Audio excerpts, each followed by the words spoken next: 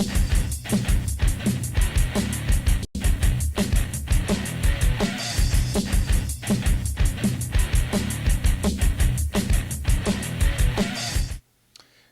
afternoon, or good morning, I guess. Welcome back to the Second Street Marvel. Now, if this is your first time here, please make sure you're subscribed and click the little bell and all of that good stuff. I talk a lot about movies, music, comic books, and different things like that.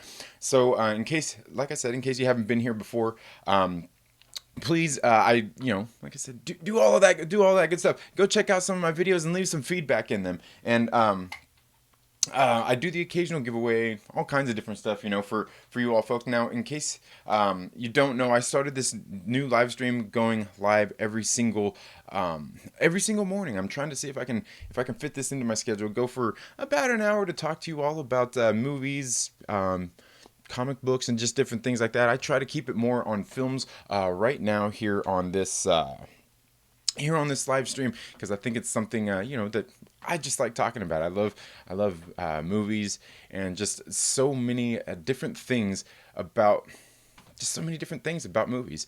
And like I said, that's why I started this stream. Now, in case this is your first time here, once again, you should go down in the description. There should be a link to my Patreon where you can go and support me and the channel. And just if you like the content that I do here, you can go and support the channel, and that would be awesome. Now, in case you haven't been here on any of my previous live streams, I do go for about 1 hour talking about movies and just different things like that. And it's always a good time anytime that you guys are here. I really do appreciate you guys being here. Now, today's subject, we're going to be talking about the subjectivity of movies and films. Something that I think is, I'm not sure, I think a lot of us get it. We all have personal preferences of things that we like in movies or don't like. And I think, sometimes I think maybe we don't quite understand what makes a good movie, or maybe there's different things that each one of us find unique about movies that we really enjoy about them. And that's the beauty of, pretty much all art is just it's so subjective to what we do like. But before I even get started, really getting into this discussion, let me know down in the comments below what is it that you like about movies? What is it about certain films or anything like that that you enjoy? Um, like for me, I know I've been watching movies since I was a child. Where I grew up at, we lived 13 miles out of town. We had a satellite dish, and so we had access to a lot of TV and movies and things like that. My parents both worked pretty much, I guess you could say, not necessarily each around the clock, but my mother, she worked during the days, and my father worked at nights. So we never had to go to a babysitter or anything like that. And even if we did, we had my grandma next door. My other uncle lived on the other side of us, and for a little while, one of my other uncles lived right across the road from us. Now, like I said, it was kind of in the middle of nowhere. We weren't in the middle of town or anything, so you know, um, I think it was a really great place to grow up. But I think that's kind of what helped grow my love and appreciation for movies and films, as well as the fact that my parents liked movies and films as well, and just different art forms as well, even music and things like that. And obviously, I think for most of us, we know that our parents are probably some of our greatest influencers. So, that being said, I think I had a lot of influences. I mean, my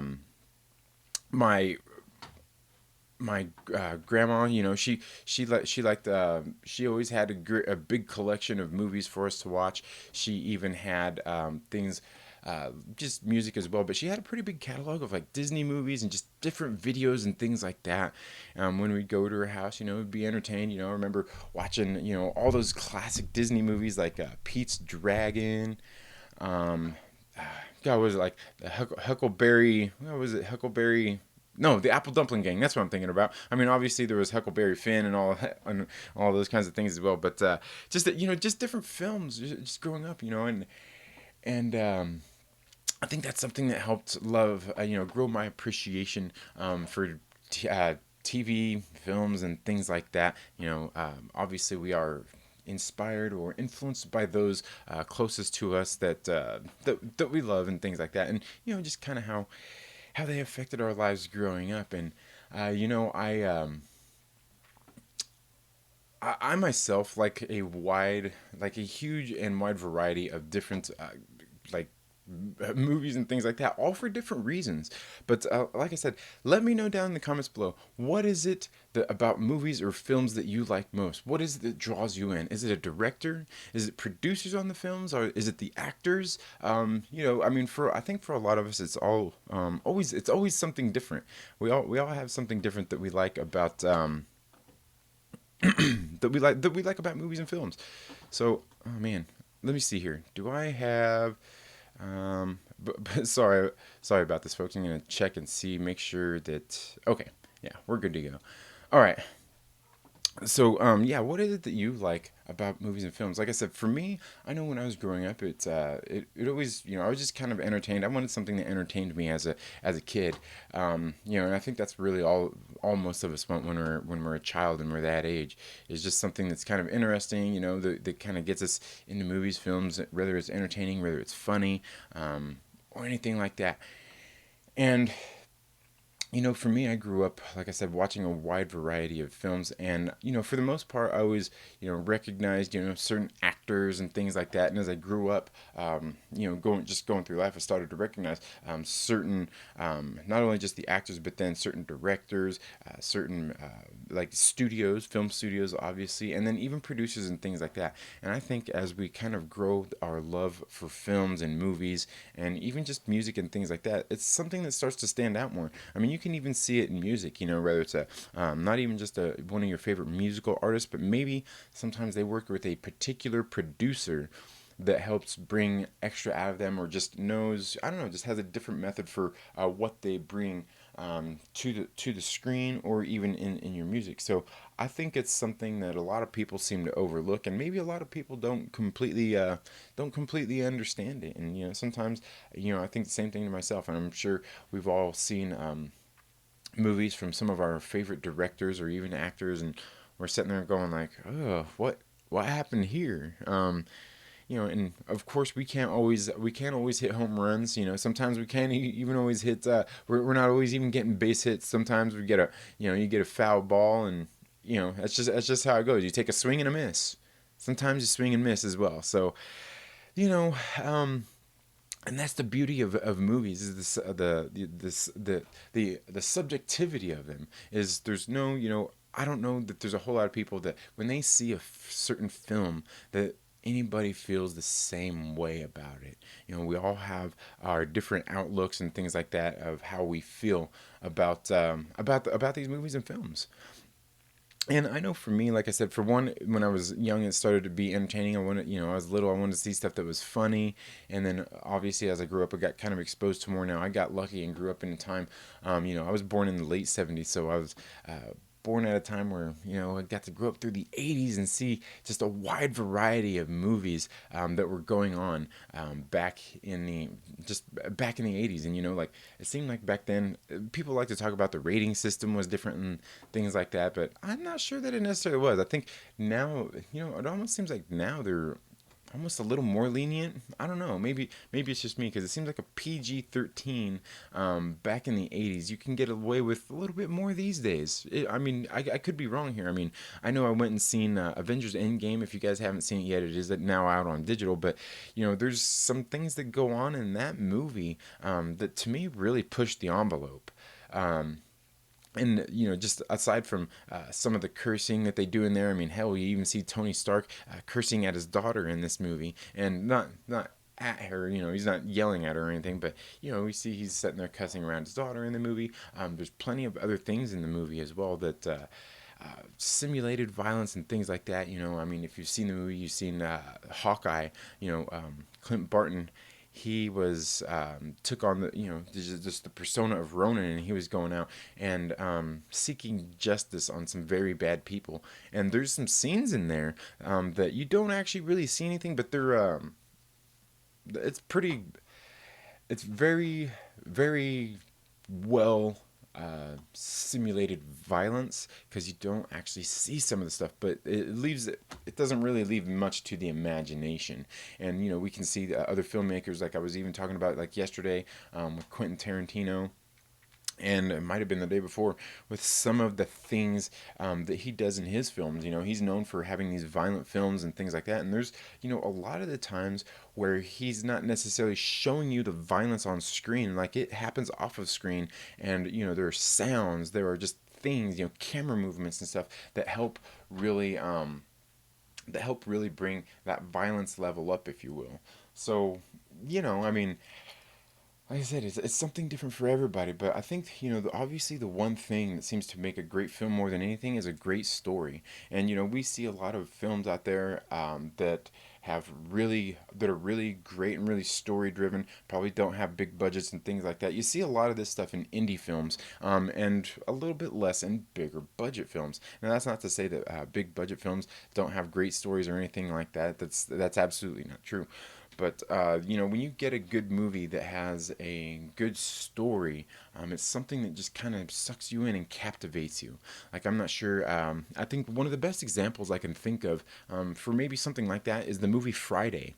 I believe this movie came out in 1994, and it was directed by F. Gary Gray, and starring Chris Tucker, Ice Cube, God, what was it? Tiny Zeus Lister. There's Faison Love. Megan Good is actually in that movie. She was the little girl at the ice cream truck when Big Worm pulled up, and she's like, "Man, I hate him." Um, and there's just a lot of things that are integrated into this movie. Now, a lot of people would argue whether it's a good movie or not. I'm quite sure, but I think one of the things that definitely made this movie so great was the fact that it's a story-driven movie. You can see they probably made that movie on a very low budget, and I'm not a numbers guy. I don't really look into those kinds of things, but this movie, it's story-driven, and that's what makes it so good. They did it on a low budget. They kind of shot most of it in a little small neighborhood down in, I believe, I want to say it was Compton, but it may not have been. I remember, in some of the behind the scenes they were talking about it, and it was actually shot in a neighborhood that was, I believe, like right down the street from where F. Gary Gray grew up, maybe. And you can see they brought a lot of things into the film, like just different actors and things like that. There was at the time there was, I think, God, who would have been the biggest star at the time that was in that movie? I'm trying to think. I mean, Ice Cube at tops, because Chris Tucker was just barely getting his. It seemed like he was just getting his start around that time, because I know The Fifth Element came out not too soon after that, if I remember correctly. Could have been within a couple of years, but for the most part, it wasn't one of those movies that draws you in because it has great action, or some sort of big adventure, or there was some sort of big stars attached to it, directors or anything like that. It was just kind of really a movie made at the times. I mean, by that point, rap was a whole lot more mainstream than it was, like when I was a youngster growing up through the 80s, and then even into the early 90s as it kind of started to explode. And there are a number of things that go into that, but this movie Friday, it's one of those stories. It's one of those movies that's a really story-driven movie, and if that story, the script and everything for that movie, wasn't good, that movie wouldn't be what it is. But you can see it's like a cult classic, really. There's people out there that really enjoy this movie, and I'm one of those people. I absolutely love the just the whole story, because it is basically kind of a day in the life of, you see, you meet Craig, who just got fired from his job, and his friend who lives down the street, who is obviously a bad influence, comes over and wants to get him high, and just tell him to relax for a couple of days, while meanwhile his father is like, "Hey dude, you better go out and get a job, Job."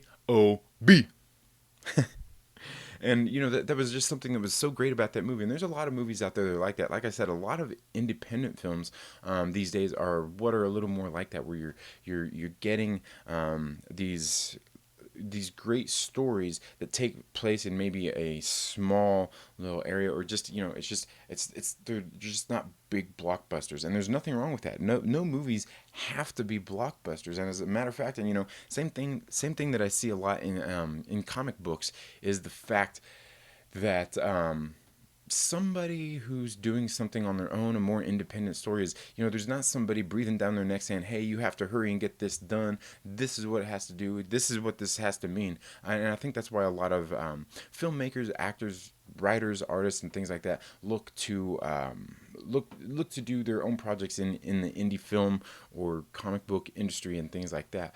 There's less pressure to have to conform to any type of standards or anything like that. So like I said, for me, that's kind of what I like a lot about these stories. But then, obviously we got movies that are big blockbusters, that are bigger budget, that seem to maybe try to appeal to a wider audience.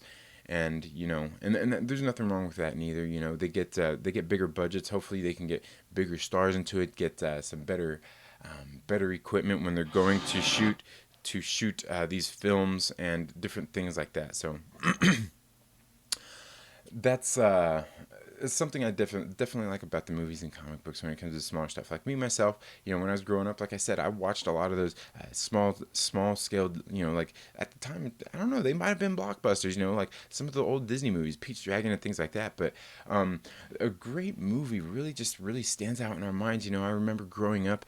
Obviously we got prolific actors like John Wayne, who was really well known for the westerns that he did. Clint Eastwood did the same, and there are people who like a John Wayne film, but won't like a Clint Eastwood film because they are different types of films. And I know some of the movies that I grew up on, and you know, some of the movies I grew up on, remember watching as a kid.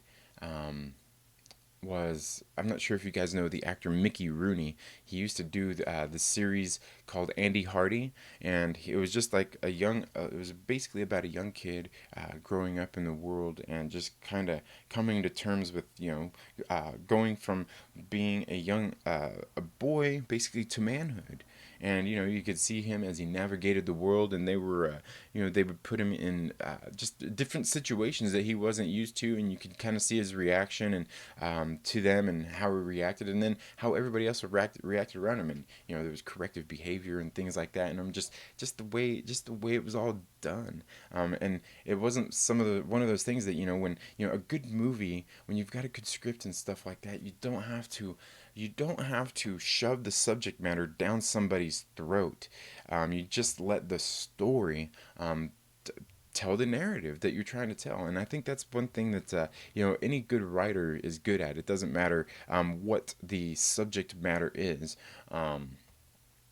And for me, those old Andy Hardy movies were something that was very much like that. You see a lot of, like I said, situations he would get in and maybe do the wrong thing, and it's kind of I think it displayed a lot of humility in those stories, and I think that's something we certainly need a lot of more these days. Unfortunately, it seems like these days sometimes studios are trying to make certain films, or maybe the filmmaker is, to not necessarily pander to a specific audience, but really speak more to a targeted audience. And in a lot of these type of films, they're really like that anyway. But there's a lot of lessons to be learned. I think through art, through the movies, through the music, that's how we influence others.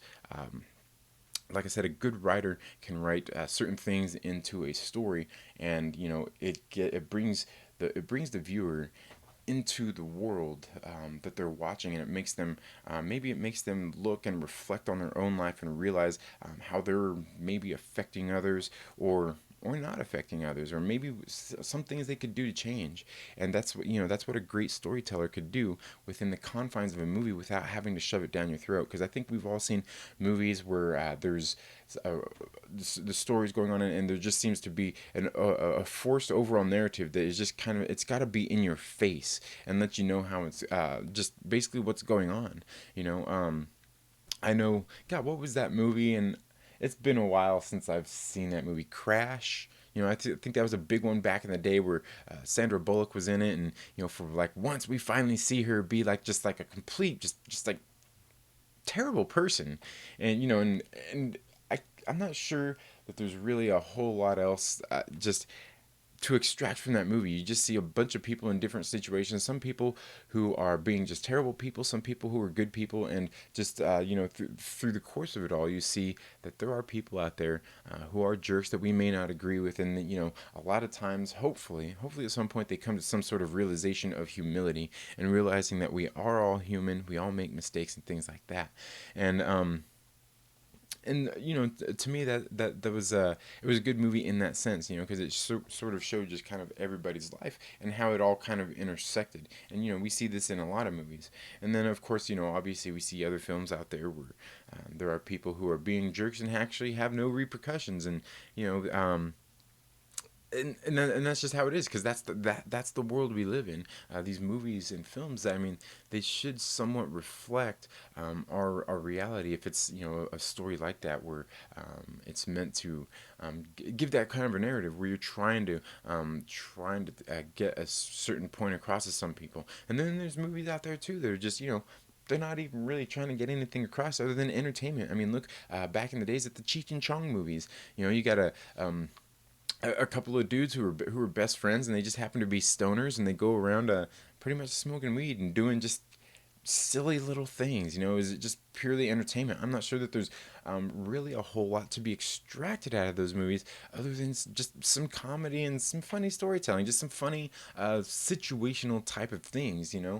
And again, that's one of the great subjective things about films is finding what we like and what we don't like. And we see that, like I said, throughout a course of a lot of films out there. And there are we see, like, right now in the movie industry, it seems like we see a lot of like comic book movies and things like out there like that. And there's a lot of people out there that don't want to give these films credibility as being great movies.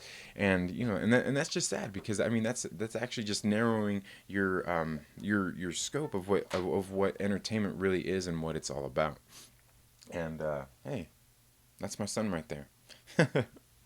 So yeah, that's and that's one of the things, like, we see all these superhero movies, and there's a lot of film critics and just other people out there who want to dismiss these movies as just just not even really being like legitimate films, I guess you could say, something that there's anything to be extracted from. But I mean, it seems like some of them are starting to come around more. But I remember a story not too long ago where whatever member of the Academy, the Oscars, whoever does all that, pretty much said, like, oh, they would never consider a comic book movie to be a great film, for which is they would never vote for one of those type of films. And that's just sad, because we see through a lot of these movies, there are some great filmmakers making some great movies, and they're interjecting some of these great things in these films. And one of the best things I can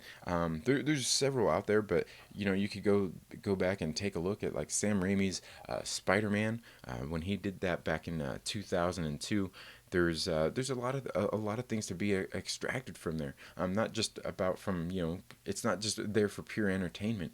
But then we look at, like, things like Avengers: Infinity War, where that movie is, and I've talked about that movie several times here on the channel. That movie is absolutely it's phenomenal. There's great filmmakers out there who haven't made this great of a film. And it's not only the fact that it's just like a superhero film, but the great filmmaking. It's got a great score in it. The cinematics in the movie are absolutely phenomenal, and you got to think that that's pretty crazy, considering a lot of it is generated through a computer. But then there's just so many profound things that happen in the movie. So many different messages that one can extract from watching these movies. And of course, you could always just simply watch the movie to be entertained, and that's just another great thing about films. But to me, like, a great film, it makes me feel a certain way. It makes you leave the theater, maybe contemplating just certain things. I mean, and then, of course, how could you not, like Bruce Lee, all the Bruce Lee movies that he made back in the day, you see those. There's definitely some good lessons on humility, right and wrong, but then also it's just great action. I mean, what kind? It's one of those movies. You get done watching a Bruce Lee film, and you're sitting there, wanting to throw punches and things like that. You're like, wow, like, yeah, I know kung fu. And if you see one of these movies at the theater, you walk out like, yeah, man, I could do that. People walking out of Rocky, like yeah, yeah, I wish somebody would mess with me. Um, just those kind of things, and that's what a good film does. It makes you feel a certain way. It makes you, it just it'll it, I really don't know how to say it. It just different films have different things. Like I remember, watching Avengers Infinity War, walking out of the theater. A lot of times you get out of a movie and people are abuzz talking about different things about the movie. And I remember walking out of that theater. I mean, there was, aside from the fact that I heard a lot of people sniffling, it was like almost absolute silence as people went to the doors, as people were leaving. Even the same thing with at the end of Avengers Endgame. You see that it was kind of the same thing. The way it ended, people were leaving the theater just in silence. In silence, really have nothing to say, and I think that's what a good film does to people. Or maybe it excites you and you have a lot to say about it, and that's the beauty of the subjectivity of films and filmmaking is just that, and sometimes maybe you got to go out and find a certain director and check out their movies and see how they are, like I said recently we got Quentin Tarantino's Once Upon a Time in Hollywood, and you go and watch it, and his movies, when you watch them you can tell there's a certain thing, when you're watching a Quentin Tarantino film you almost know every single time that it's a Quentin Tarantino film. He's got his signature trademark things in him, and one of the things that I forgot to bring up the other day when I was actually talking about that film is just the sounds and things in these films, and how they are. Like we could see throughout the course of the and I know I'm probably using the wrong terminology here, but like ASMR, like those things, because I know that's a certain thing, but just the sounds and things that are in a movie that kind of that grab your attention. And Quentin Tarantino is one of those guys who does that a lot in his movies. Whether it's you're watching the movie and you see somebody flick open a lighter and hear him light it, you can hear you can hear all those different things and they really stand out. They go and they light their cigarette and you can hear, I mean, you can distinctly hear the burning of the cigarette. And just those different kinds of things. So and that's definitely one of the things that he works on in his films. You see, like I said, you just putting those sounds in there to. I'm not even sure that they're not necessarily there to distract you, but you remember them. The sound of that sound when you put the needle on a record player, and that kind of that little static popping that it makes at first, or even some of the popping that you might hear throughout if it's got imperfections within the vinyl itself. So there's filmmakers that take advantage of things like that even, and it's just not all filmmakers do that, and obviously they do have people who are on set who do are in charge of doing it. Like I believe it's the Foley artists and things like that who go and they make certain sounds. They simulate sounds to create these sounds to put on screen with these certain things, and like I said, when I was watching Once Upon a Time in Hollywood the other day, I'd noticed it constantly. And to me, I think even more so than a lot of his films that he does, it really stood out in this film. Just some of those different things that he did. And it's just something very amazing. Very amazing, great storytelling, even the great sounds. I mean, in these films, there's so many people that put in so much work into these films, to bring them to the big screen. Um, and I don't know. Sometimes I think a whole lot of people may not notice it or appreciate it.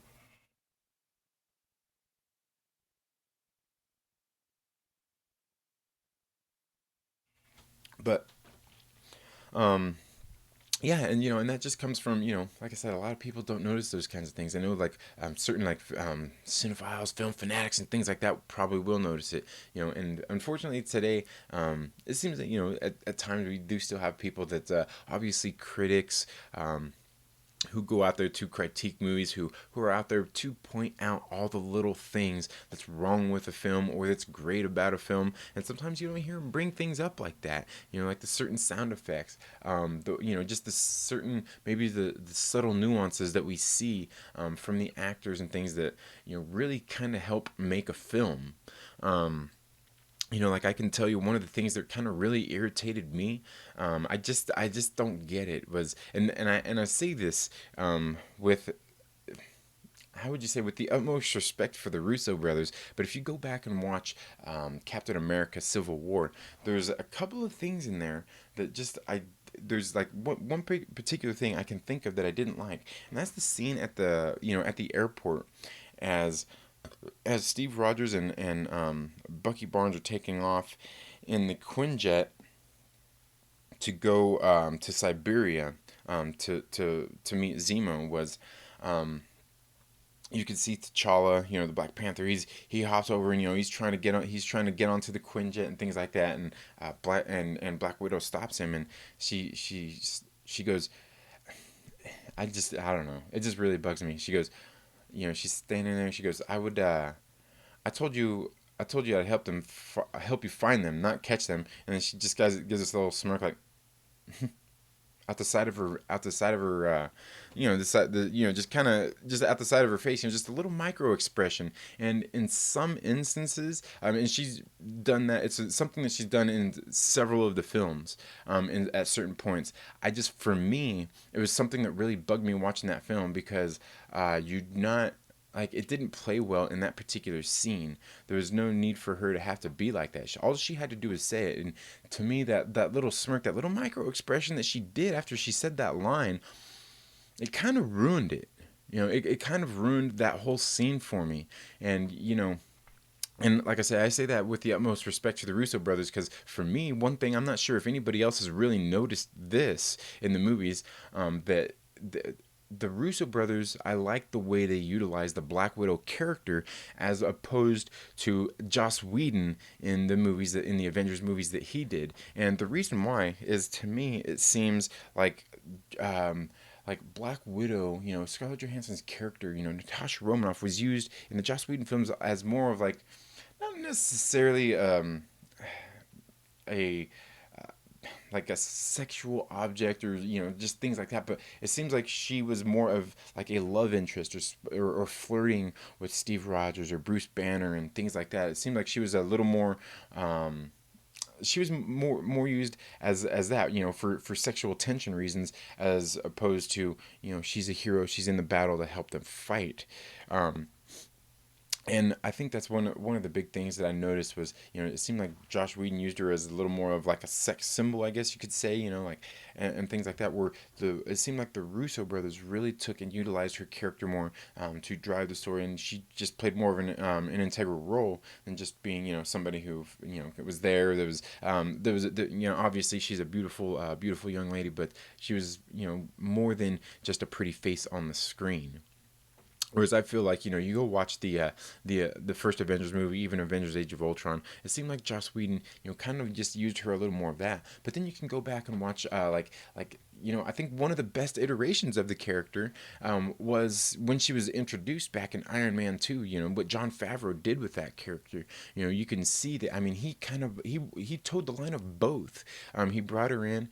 She was kind of like a sex symbol, and things like that. We see Tony Stark was attracted to her, but then, through the course of the movie, you can see that she's a badass, and she's more than just a pretty face. She goes out there. She's a secret. It's essentially, a spy. And so she knows combat. She knows how to infiltrate systems. I mean, that's what she does. And I think Jon Favreau did a really great job setting up that character in that movie, and really showing all that, how she can be really all of those things. Where I feel like Joss Whedon used her more as, she was a little more, like, sexualized. She was more like an object of affection, like, in that sort of way, as opposed to like the Russo brothers, who more so use her as, they more so show her being a badass, and how, who the character is. Where I think when she was first introduced, I think Jon Favreau really nailed that character down. He brought her in, grounded the character, showed that she was a very beautiful woman who uses that to her advantage, when the situation calls for it. But she was also really great at espionage and being a spy, and just everything that Black Widow, that character is really all about. So I don't know. Maybe that's just me. I could be wrong there, but and to me, again, it's really, a whole lot of people may not know it, but that's one of the great things about watching all of these films, is you see this one character and how they are portrayed by the different directors, how they direct, not only, the actress, but just the character and how they utilize it. And to me, that's something that's really that stuck out to me. And you see that, obviously you can see that in other films as well, where you got kind of an ongoing series, and then all of a sudden somebody else comes in and directs, and takes these characters and just does something different with them. And some people notice it and some people don't, and some people have good reactions to it and some people have bad reactions to it. Another perfect example of that is Luke Skywalker in Star Wars. We go, you can go and watch, you can go watch any of the past films. Go watch the original trilogy and see. You get to know Luke Skywalker's character. You know who he is. You know what he's about. You know the things he's done, the legacy that they built in the original trilogy. And then you go and you watch. The pre or the sequel trilogy now that we're in right now. And and I'm not trying to rag on Rian Johnson. I don't really care that much, but you can see what he did with the character, and a lot of what he did with the character was totally not. It was totally out of character for Luke Skywalker and the things that he did. He was just not acting himself. Now I know. You could make arguments all day. Well, he was in a different place in his life. He had obviously been trying to train other young Jedi, and bring about more Jedi once again. And you can see that it kind of backfired on him with Kylo Ren, and just those different types of things. And sure, yeah, people get affected by those kinds of things, but I just don't know that something like that wholly completely changes a person. Now I realize we do go through things like that would change us, but it doesn't seem there was just such a shift, a huge shift in how that character was and how he interacted with people. I just and there's certainly a lot of more people out there who could speak to this more intelligently than I could, but you can see that there's just a lot of things out of character, for the character in that movie. And to me, I mean, it goes even beyond him, some of the things that he realized that he had done wrong or anything like that. It was just such a huge shift, from what his character originally was until that. And and I can easily say, make up excuses for it. Like I said, to me, one of the things, a saying I guess I could use that would kind of intricate that is, we always hear the term, there's a thin line between love and hate. Now, before I can really kind of tell you what I mean by that is, to me, I think for me, because these are both strong words, love and hate. And to me, the only way, like, people dislike things, people, they just don't like things, and that's all fine. But to me, to use the word hate, it's an extreme. Same as love. Love is an extreme as well, and they're both on opposite sides of the scale here. But to me, I always felt that, like, to hate something, to truly hate something, it has to have been something that you loved at one point, because you loved it, you held it dear. Whether that's like an object or a certain person or something in your life, you had to have loved that person so much that maybe they actually went and said or did something that hurt you so profoundly that that you're that love, that you have for that person turned to hate, because you had to have basically valued their opinion or who they were as a person, and when they did something to deceive you or to hurt you, I mean, it really hurt you that deep that it turned to hatred, from love to hatred, that thin line. Because, I think for most of us, if there's somebody out there that has an opinion on something, I mean, we might take it into consideration, we might consider it a little bit, but I mean, I think for the most part, if it's somebody that we don't know and they say something, I think a lot of us, we just kind of brush it off and we say, huh, yeah, whatever. I don't I don't care what you think about that or this. So that's why I say, the thin line between love and hate to me is a perfect example. To hate something, to truly hate something, you had to have had it. You had to have loved it, because it hurt you that deep that it turned into hatred. Other than that, to me, I think if it's just, kind of just anything else, you just dismiss it, or you don't, you take it, like I said, you take it in consideration. It's like, and I think that would have to be what happened with Luke Skywalker here. Now we can see, in the Last Jedi, obviously he was hurt, he was burned by somebody who was close to him, by somebody who was training, somebody who he thought had maximum potential. So I get that. I get that happened to him, but for him to just completely turn his back on the world, on the whole Jedi Order, and just, when somebody seeks him out to help, obviously, a lot of people would still be reluctant in that situation, but it just didn't seem, it seemed just like such a huge shift. For that particular character. And I think that's, obviously that's one of the biggest gripes that people have about that movie. I mean, believe me, there's plenty of other things that people gripe about that movie as well. But to me, that's one of the big things where people are talking about the character assassination of Luke Skywalker. And, I totally see that. I do see that. Now, I do understand how that would come to be, but at the same time, it's just the way that character shifted from one to the other. I mean, from wanting to stop the Sith, or just the evildoers who are doing things like that, or in this case, going from the Empire to the New World Order, or you know what I mean. Um, it's just, it just seemed like such a dramatic shift that he would just throw his hands up in the air and say completely, just, what, screw everybody, screw the galaxy, just turn his back on everybody and become a hermit. I just don't see it. I mean, not even, and there's probably people out there, who would say, oh, well, that's what Yoda did, and that's what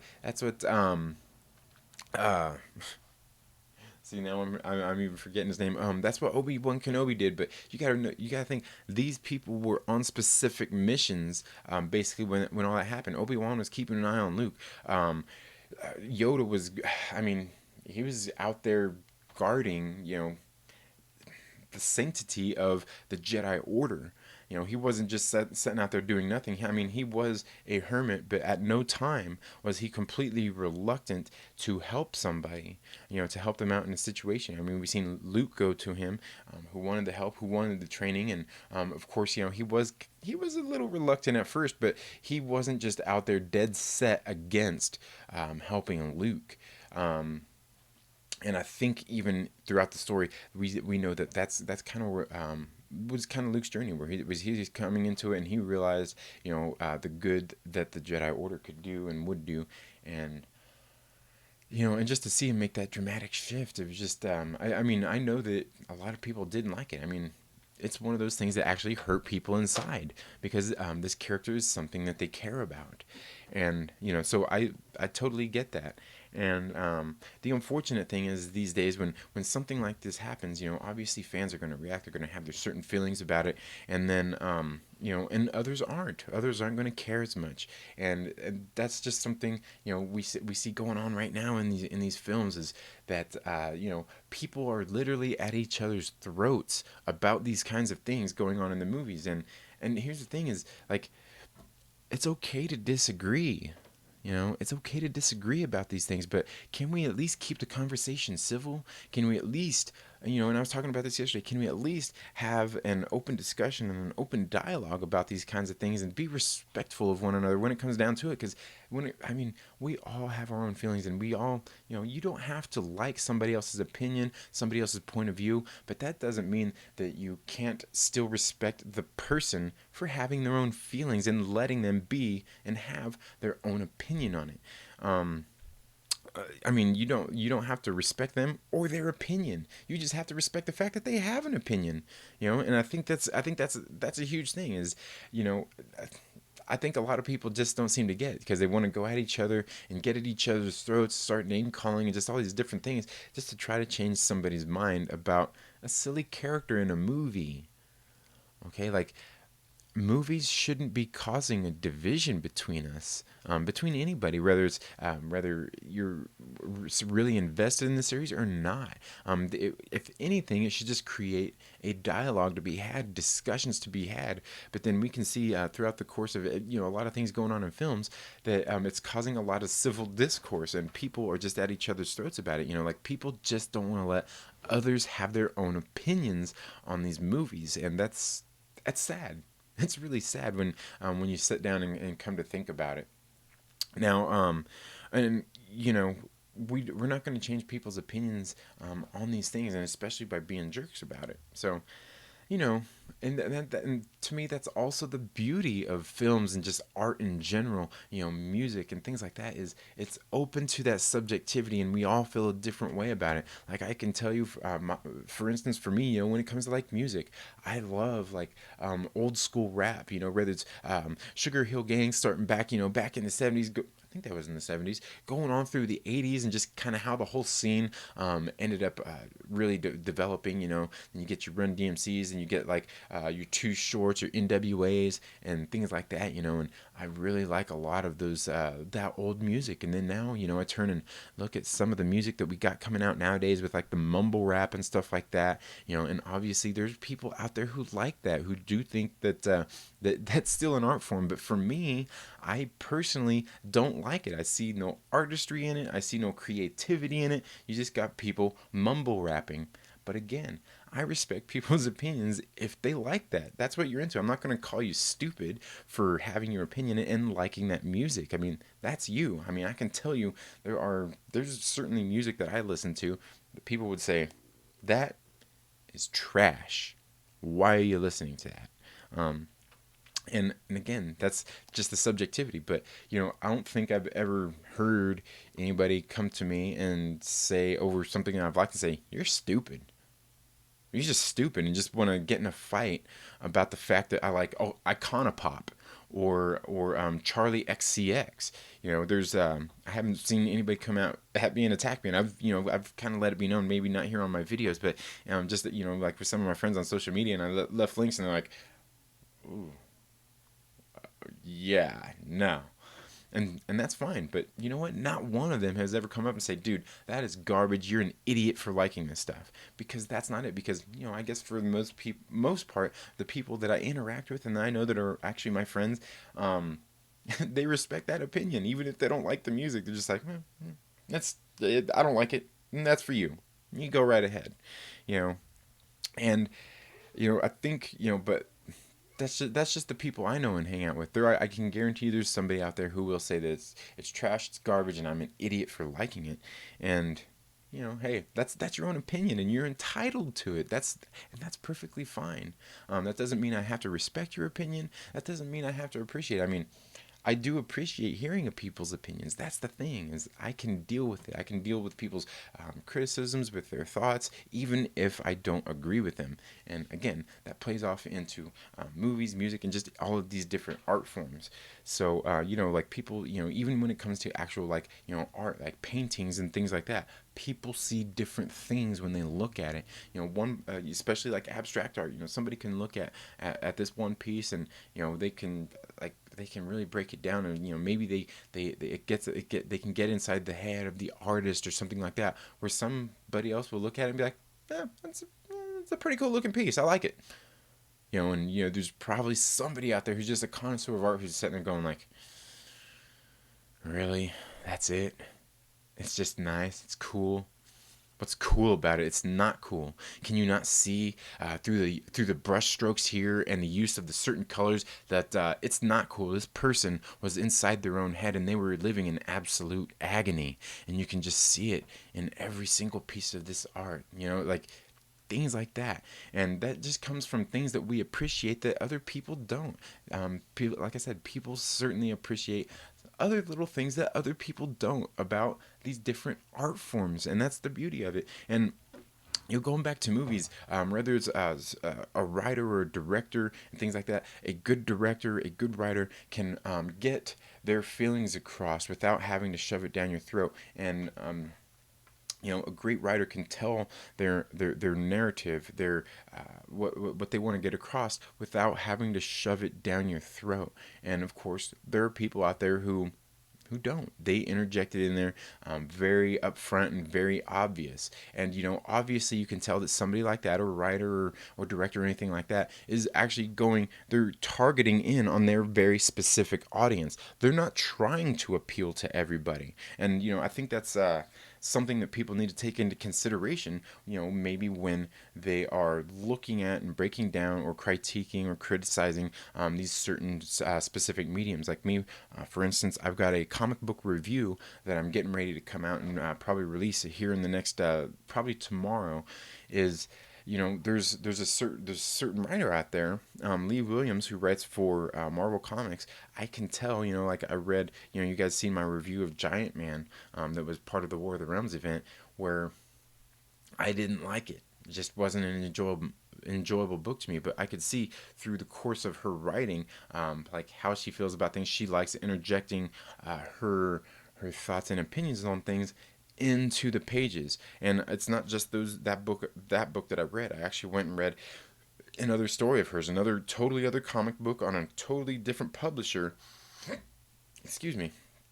That was pretty much the same thing. So I know that this particular writer is not for me. But that won't keep me from ever going out and maybe buying a book that she is in or anything like that, to critique that, to see like, okay, did she scale it back a little bit, or did she just still painting it on there with a big broad brush.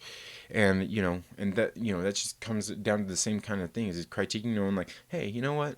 I know I don't like Quentin Tarantino movies, so I'm not gonna go watch it, or I'm gonna wait for video. And that's the other thing though, is when it comes to these kinds of things, people want to just completely shut themselves out from it. And I don't know. For me, the way I appreciate movies, music, just art in general, is I want to kind of take it all in. If I don't like a certain director, for the most part, like, I may not watch their movies. But I'm not gonna just rule it out for that reason. Like Woody Allen, like I have absolutely no desire, zero desire to ever watch a Woody Allen movie. I can see, and I don't even want to get in. I don't even want to get into the man personally, because there are plenty of things that we could pick apart and say about this guy, and I don't even want to get into that here on this stream. But we could see like he has a certain style that he does, certain stories he likes to tell, certain actors he likes to use, and there's nothing wrong with that. The thing is I know when I see a Woody Allen movie, I know what not what to expect out of it, but I know pretty much like, okay, it's gonna be a Woody Allen movie, and these certain things, not necessarily gonna happen in the movie, but these certain things are the kinds of things that he's going to go ahead and interject into the movie. So he's telling it from his perspective, and that's a good thing, and it's helpful for me, because I know I've not necessarily seen any of his movies. I've seen bits and parts of a lot of them, and I just know that his style isn't for me. Same thing like Martin Scorsese. I hear that a Scorsese film is getting ready to come out, and I'm instantly like, ooh, oh, there's a Martin Scorsese film coming out. Like, well, let's check out this trailer and let's get excited for what's getting ready to come out. Or like I said, even a Quentin Tarantino film. And then there's other directors out there who, I hear a film is getting ready to come out by them, and you're kind of like, I don't know, let's give it a chance. Let's give it a chance and go out and see what this director has to offer, because I know, like, they did this movie that I really really liked. It was like one of my favorites. But then, a couple of films later went and did this movie. I'm just like, ugh, like, no, this I didn't like that. I just didn't like that, and that's the like I said, that's the good thing. Like, you kind of learn certain filmmakers and things like that. Like Joel Schumacher, I would say he's a pretty good director. There's plenty of he's done plenty of good movies, and he's done plenty of bad ones. And that's just the thing. He's not one of those directors when I hear that he's coming out with movies that I'm overly excited, or that I'm just turned away by the fact that he's directing it. And that's just me. Like, a lot of people don't really kind of take those things into consideration until maybe they learned a certain director's name and seen a movie they didn't like or anything. Case in point, which would be, like I already discussed, Rian Johnson. A lot of people have already ruled him out, and I talked about this yesterday. Is I've finally seen the trailer for Knives Out. People feel the way they do about what he did with Star Wars episode. God, what is that? Episode 9, 8. Episode 8, the Last Jedi. A lot of people didn't like it, and at that point, they didn't like what he did with the characters, with the movie, or anything like that. So they go and they see a trailer for Knives Out, and they're instantly not going to see it. They already don't like Rian Johnson. They're not going to go see his movie, no matter, even if it looked good. Almost guaranteed those same people who didn't like The Last Jedi aren't going to go do it, because it's like, no, I'm not putting up with something else that this director does. I just don't like it. And there's nothing wrong with that. Now, is it pigeonholing him? Is it, just saying like, oh yeah, he only makes these types of films, or he's just going to take characters and just do whatever he does, and take the source material and totally toss it out the window. And that's just something, and that's perfectly fine. It's perfectly fine if somebody wants to be like that. I'm not going to try to convince you to go out and watch Knives Out. Me, myself, I'll probably go see it just because it looked a little bit interesting. Like I said yesterday, he did that movie Looper. I thought the movie was pretty good. Maybe I need to go watch it again. Maybe he is a bad director, but I can't really say. And in case you guys have heard me express my opinions on The Last Jedi before as well, I don't hate the movie. There are things that I like about the movie, things that I seen in the movie. I'm like, ooh, like, I like this. And there's things in the movie that I just don't like. For me, overall, the movie has more bad things than it has good. So again, that doesn't make me hate the movie, and it's not going to make me completely rule him out as a director. Now, if I go and see this movie and see some of the same kind of things, I mean, maybe we can have a discussion about that later. But again, he's not one of those directors who I completely rule out quite yet. Like I said, but I feel differently about Woody Allen. I see a movie by Woody Allen, I'm just like, well, I know I'm not going to go see it. I know I'm not going to go see it.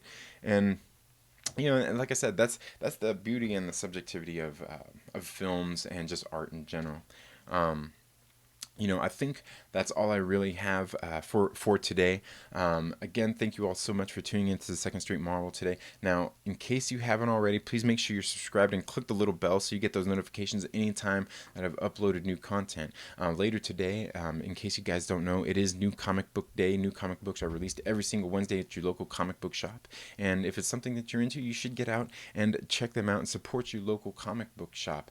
Now, the one thing is, if you're not into comic books, or you don't like new comic books, you just don't know where to start. Every week, it seems like about every week, Marvel has been putting out these True Believers issues, which only cost $1, and they're classic tales of stories that have been told in the past, or just reprints of old issues. And it's just something you can get out and read for $1, and kind of go off there. Okay, like, I like this, or I didn't like this, and it only cost you $1. So yeah, be looking forward to that video a little bit later on, folks. Thank you all so much for tuning in to the Second Street Marvel today. Like I said, if you haven't already, please make sure you subscribe, click the little bell so you get notifications anytime I've uploaded new content. And if you like this video, could you do me a huge favor and give it a thumbs up? And if you don't like it, give it a thumbs down. I honestly really don't care. But also leave some comments down below. What do you think about this video? What do you think about the things I've said? What are your thoughts? What are your opinions? That's what I want to hear, is what you, the viewers, have to say. You all have a very good day, and we'll see you in the next video. Later.